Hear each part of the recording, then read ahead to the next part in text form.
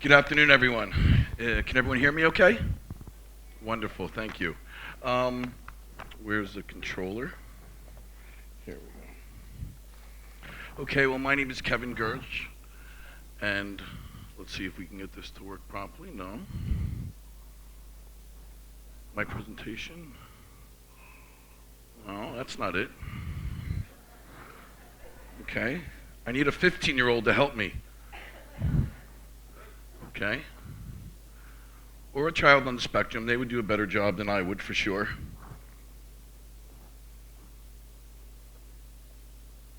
Okay.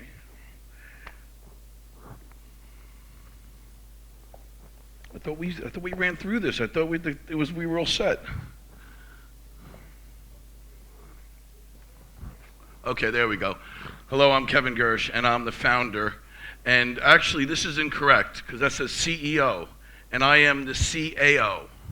Does anyone know what that means? CAO? I am the Chief Autism Officer for my organization.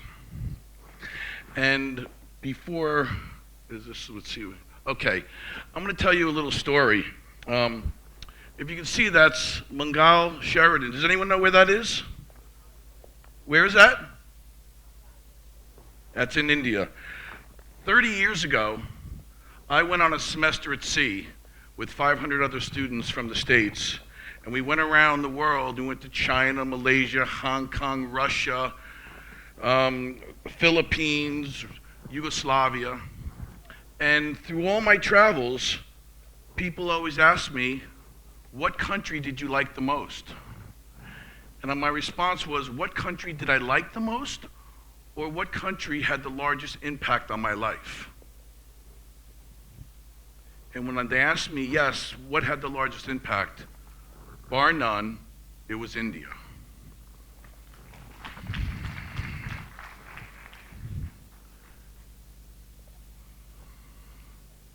India changed me at 19 years old.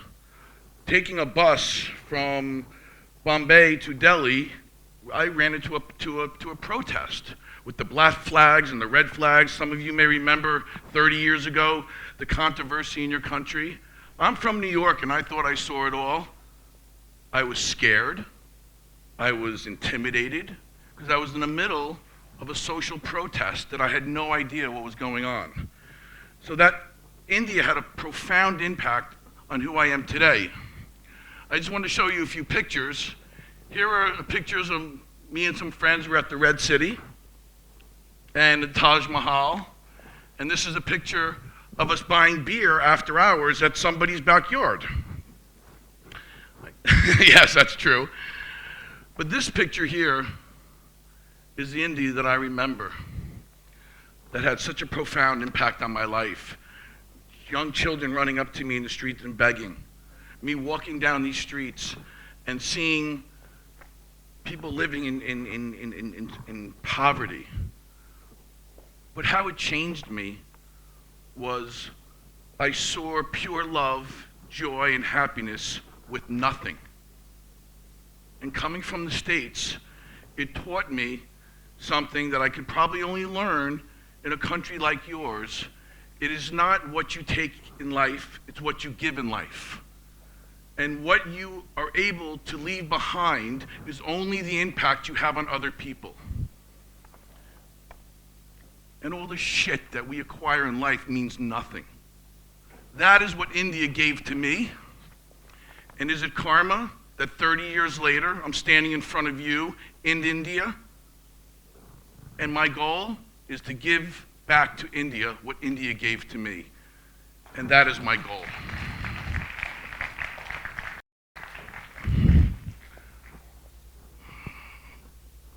It's out of sequence. Let me see here. No, that's not it.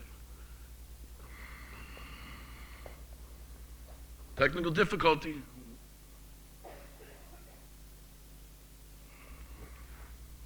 Okay. People always ask me, how did I get started? I'm not a doctor. I'm not a teacher. I'm not a professional. I'm an individual who struggled through school. I have a neurobiological disorder and a learning disability. School was my nemesis. I got in trouble. I failed. I was called stupid. My first memory of school, in first grade, I was tied to my chair with a jump rope and my mouth taped shut. That was my first memory of school. And people ask me, how did you get started? Well, I opened a Montessori school 30 years ago. And I had a Montessori school, and one of my teachers came to me and said, I have a child who doesn't belong in our school. He's too aggressive. He doesn't listen. And I said, how old is he? And he said, he's 4 years old. You're a Montessori teacher. You can't handle a 4-year-old? I couldn't believe it. Everyone knows what Montessori, you're familiar with the Montessori teachings, Maria, right? Amazing, follow the child, wonderful. So I said, well, I can't give back the money because I already spent it, so I can't give the money back already. So I want to see this child who's too aggressive, who you can't handle, who's 4 years old. So I walk into the classroom, and she goes, look, the child, he's under the desk reading a book. I go, is that the right book? And she goes, yes. I said, so what's the problem? And she goes, I keep telling him to sit in his chair and read the book, and he doesn't listen. And I look at her, that's a problem. So instead of getting rid of the child, I fired the teacher. Right, exactly. And that's how my journey in autism started. That child 30 years ago was Asperger's. And 30 years ago in the US, Asperger's wasn't on anyone's radar. And instead of asking that child to change his behavior to meet the classroom needs, I changed the classroom and the environment to meet his needs. To me, it was very simple. Why ask a child to change who they are to meet the structure of a classroom when we are the adults? It's our responsibility to change the environment to make the child successful. It's not brain surgery, it's simple. The child needs something, you adapt the environment, and you give them what they need so they can be successful. Well, that child went to my school. He went with for 5 years. He was very successful. We had him tested, 127 IQ, brilliant young man. But he would have his meltdowns, a couple times a month. He would hit the ground, flip over a desk. And for us, it was simple. When he wants to go to the gym, let him go to the gym. When he wants to use a pencil instead of a pen, let him use a pencil. Don't ask him to conform who he is. And I tell parents this all the time. I don't ask you to change your eye color. So why are you asking your child to be different than who they are? We can adapt and we can change it, we can shape and mold, but we can't change who they are. So he went to my school, 5 years, was very successful, and then he went on the east coast of Long Island, the Long Island North Shore, he went to a very prominent Long Island school district where they spend lots of money and they have social workers and psychologists and psychiatrists and all these professionals. And I had a small Montessori school of 100 children. And I think finally this child's going to get what he deserves. He's going to be put into a system where they have all these resources to help this child. Well, he went to the public education system, and I saw his father 2 months later. And I go, how's Michael doing? And that look that comes over a parent's face of, wow, he's not doing well. And I asked, how come Michael's not doing well? And they said they put him in a 611, which on Long Island is one of the most restrictive environments. And I couldn't believe he was sitting next to children with Down syndrome and MR and all these different disabilities. And he was a very high-functioning child. And I asked the father, why? And they said, because they have nothing else for him. And I said, well, I didn't know really what I was doing before, but it was working. So I said, well, let's get Michael back into our environment. And he goes, actually, I have 2 other students that I know of that are very similar to Michael, and I started a classroom with 3 children, no idea what I was doing, with one premise: put the child first. To me, it was simple. Put the child first. If you lead with your heart and you lead with the child will do well. So he came back, and I had started a classroom with 3 children, and that was my journey. I was off and running, and the one thing I found is that I spoke autism. I was able to connect with these children like no others, and it was an amazing thing, and it warmed my heart. And to this day, I still chase that moments that we all know that are so special when you're able to affect a child's life. So for the last 30 years, I've been building schools. We have schools in New York. We have 5 schools in New York. We have a post-secondary program around 18 and over. We have a driving school. We have schools in Seattle, Washington. We have a facility in Virginia. So for the last 30 years, my dedication has been to create programs where children on the spectrum can be successful. And not having a teaching degree or having formal training, to me, it's kind of common sense. You give children what they need, you develop programming that makes them feel good and confident, and you make them available for education. And how do you make them available? By giving them love, making them feel confident, making them feel accepted, that they're okay just the way they are. And for the last 30 years, we've been building programs. This is what I feel like I've been doing for the last 30 years. And it's very true. The public education misses something, so I plug a hole. And it's a driving school, okay, I do driving school. Okay, after school program, sure, hold on, wait a minute, I got another. And I spent my life, I never had a plan, I never had a business model. It was just about giving children what they need. To me, it was simple, so that's how it feels. And these are the programs after 30 years that we have developed in all of our schools. We have K to 21, we have 3 different programs. We have high functioning for Asperger's, we have low functioning based, pragmatic skills, daily living skills. We have a blended program when sometimes they don't fit into either one of those, you put them in the middle and you figure it out. We have ABA therapy, we have occupational therapy, we have equine therapy, we have a horse program in our school where we have 16 classrooms inside of a riding stable. We have goat therapy in Puerto Rico. Fascinating. Physical therapy, social skills, vocational training, getting them jobs, life skills, transition plan, residential. I'll show you a little bit about our residential program. Yes, I started a driving school for kids on the spectrum. And when I, thank you. Why? Because they can. And I asked the parents, you think your child can drive? No way, my child will never drive. They were wrong. We get them, it takes them a year, and we start them off with the permit, and then we give them in a simulator, we put them in a simulator, and then when they're ready for the sim, then we put them in a golf cart, and we let them crash the golf cart, and we teach them all the things about that life. But at the end of the day, a year later, I got children driving. And on Long Island, you're not independent if you cannot drive, because there's no public transportation. So how do you make a child independent if you don't give them a vehicle to be independent? Well, that was the purpose of starting a driving school.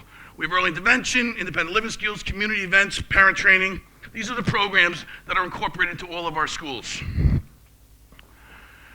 Where does education and healthcare services collide? So I put this slide up here because it's not just education. Education and healthcare, all the related services. When they come together, and in our school, we do ABA during the day. We do OT, PT, speech, equine therapy. There is a place where education and healthcare and all the services, when they come together with the focus on the child, that's over 30 years where we see the greatest growth. We see that the development and the coordination of care being the secret to the future of our schools and our population. This is what I say is our current status, and I can't speak for India, but I do know in the US, because I get programs throughout, that here's your teacher, there's your occupational therapist, sometimes a social worker, the psychiatrist never calls, and the teacher doesn't speak to the OT and the PT, and there's this disjointed, disconnected system, not in all places, and some people are doing it really well, but the school districts and the public schools that I deal with, it is not coordinated. And this is what it looks like for the most part. Would some of you agree that it's not, it's not a coordinated effort? And this is what it should look like. Here's your teacher, there's the OT, the PT, the psychologist, the social worker, the psychiatrist, the mother and the father in the back being mother and father, not being the advocate. And being able to be part of it. This is where progress happens. This is where the most effort, the least amount of effort with the most amount of success happens. When you coordinate your efforts together we come to in the morning and you meet in the morning and you say, "How's Johnny doing?" "Wow, he had a rough night last night." "Great, good to know." "And Uncle Bill took his bed, so he doesn't want to do any homework." "Great, we're not gonna do any academics today, but we're gonna let him work with his horse today." And the OT and the PT and they're all on the same page. They're all reading from the same manual. What is the effect? What is the goal for today? What does Johnny's IEP say, individual education plan? How are we going to collaborate and coordinate our efforts to maximize the benefit for this child? That's it. It's simple. How do we maximize our efforts? Before, I had a picture of a quarterback. That was football, and I figured that probably wouldn't be appropriate because not too many people here in India play football, so I used a bowler. And I have no idea what a bowler does, but I think he coordinates the whole game. Is that correct? Yeah, right. I know he does this thing, but I'm not sure. But he's an important part. And I put this up here because the case manager, an individual who is coordinating, speaking to the teacher, speaking to the one-to-one para, speaking to the occupational therapist, speaking to the BCBA, or the individual who's collecting data for the child, one person who is coordinating the efforts. Now, they've done it in senior care in the States. They've done it in orthopedic care in the States. How come they haven't done it in autism care? Why is it still people running in different directions, and there's not a bowler or a coordinator who's not the parent? Because honestly, guys, parents should be parents. You should be able to be a mother or a father and not have to step into the role of, now I have to coordinate all the care. Oh, now I'm your mother, and I love you. And it's challenging.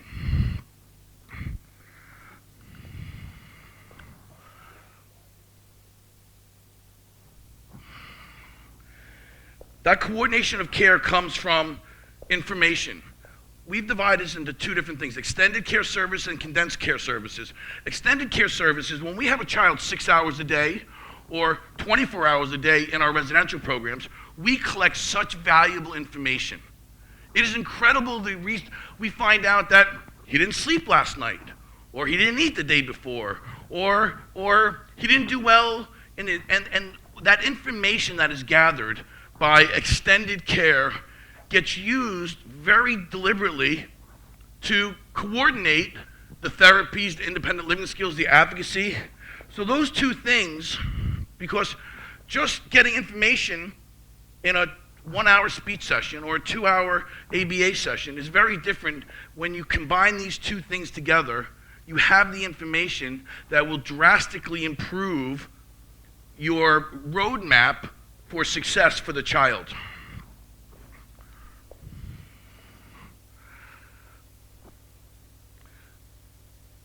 Children spend 6 hours a day in our school. That's a lot of time. And the information that we gather through those hours, we know the parents, we know the situation, we know the home environment, we know if it's a divorced family. It is such valuable information. I kind of feel like back in the day in the States, the doctor used to have that black little satchel and go to the home, and he would sit and he would know the whole entire family because he knows the uncle and the aunt, and he would have dinner. Those days are gone. But what we try to do is we try to gather the information so we can develop the roadmap that's going to be the most impactful for the family. So, before I go forward, I would like to ask all of the parents in the room to please stand up. Parents of an autistic child, please stand up. Caregivers, professionals, or if you work with a child on the autism spectrum, please stand up. Anyone who's working with or has been touched by autism, please stand up. You know what I see? I see an army of passionate people that are here to change lives and the lives of others. And I ask you to stand up because only through movement can this happen. The only boat that doesn't rock is the one that doesn't move. Can we cue some music there? Because we got to rock the house, because our children deserve the best. We need to rock the house. And this is what happens when people get together. And energy, and you move, and you get it going. Let's have the music.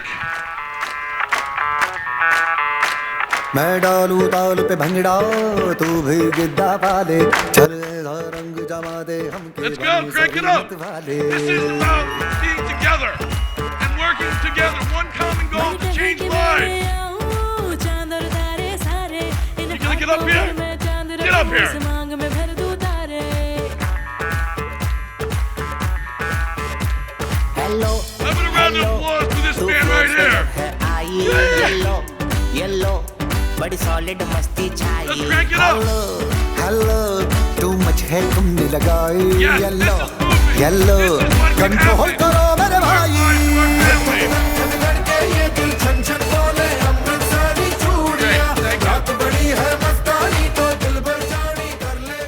Great. That was just a taste. Thank you so much for that. Thank you. And that's movement is what our children deserve. Sitting in your chairs, being idle, nothing happens. Thank you. Good. Well, hold on. I have a quick video to show you. This is my 30 years of culmination of all the experiences that I've learned from summer camps, after school, and this is my legacy. This is my dream. And I wanted to show you what the future looks like that I'm working on. And now I can proudly say we are partnering with the India Autism Center to work together on a dream. Can we have the video, please? And turn up the music. Turn it up, please. No? You got to play the video. This is a naval base that I purchased to create the first autism community in the world. It is currently built. We own it. And this is my legacy, my dream. And we're going to work together with the Indian Autism Foundation to develop the very best programs within this community. This is in West Virginia. This is my dream.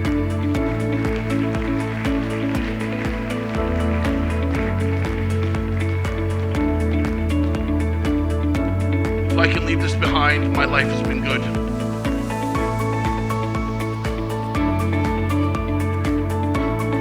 Vocational training for children, teaching them to live independently, to be a community. The way they spoke about community. We have 600 beds. It's funny, we have the same number. We have the same number, isn't that amazing? Karma. This is in the Blue Ridge Mountains of West Virginia. Our dormitory with 110 beds, playgrounds. It was an old naval base and the government closed it down. And I saw a bigger vision. This is my dream, this is my legacy. I have information if you're interested. Thank you very much. It was a pleasure. Thank you so much.